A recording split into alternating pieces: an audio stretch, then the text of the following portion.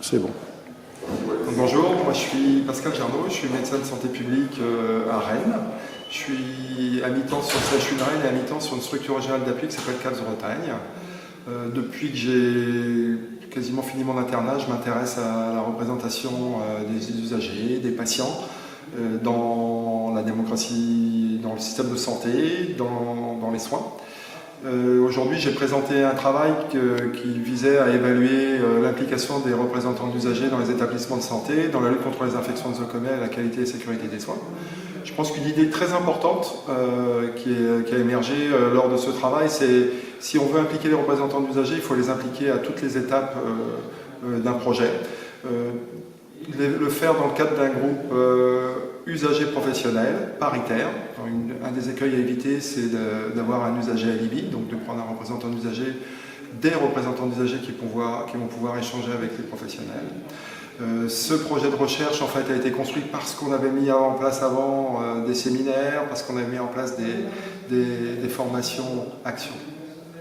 Le projet de recherche en lui-même met en évidence plusieurs points importants. D'une part, le fait que les représentations d'usagers commencent à être reconnues dans leurs fonctions, mais essentiellement par les directions et les acteurs transversaux, mais restent méconnus des professionnels des services de soins et des patients. Donc là, il y a un vrai enjeu à faire en sorte que le représentant d'usagers soit un acteur coordinateur pour l'ensemble des patients. L'autre aspect important que met en évidence cette étude, c'est que si on veut impliquer les représentants d'usagers, il faut les former. Il faut les former et leur donner du temps pour mener leurs actions.